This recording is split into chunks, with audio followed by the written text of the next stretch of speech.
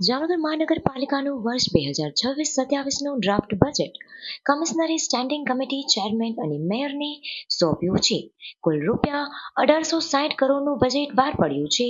Draft બજેટમાં વિવિધ charges અને ફીમાં વધારો કરવાની દરખાસ્ત કરવામાં આવી છે. રહેણાંક ફિક્સ નળ કનેક્શન વોટર ચાર્જ ₹1400 થી વધારીને ₹1500 પ્રતિ વર્ષ કરવામાં આવ્યો છે. માન્ય સ્લમ વિસ્તારો માટે વોટર ચાર્જ ₹700 થી વધારીને ₹750 પ્રતિ વર્ષ કરવામાં આવ્યો છે. અલગ અલગ કેટેગરીમાં વોટર ચાર્જિસમાં 10% થી 15% સુધી વધારો સૂચવાયો છે.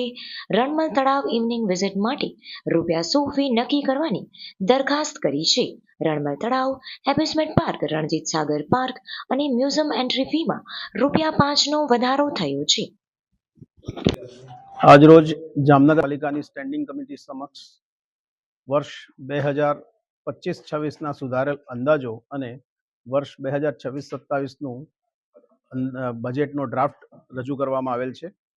જે મહદઅંશે વાત કરીએ તો ગયા વર્ષે એટલે કે ચાલુ વર્ષે 2025-26ના વર્ષમાં જે આપણું અંદાજ હતો આશરે 1619 કરોડનો, એની સામે આશરે 1351 કરોડની ઉપલબ્ધિ થવા જઈ રહી છે, જે આશરે 90% જેટલું એચિવમેન્ટ બજેટની સામે આપણે આ વર્ષે હાંસલ કરીશું.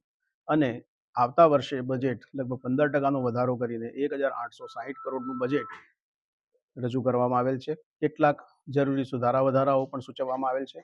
હવે માન્ય સ્ટેન્ડિંગ કમિટી સમક્ષ આ બજેટ દરખાસ્તો સાથે રજૂ કરેલ છે.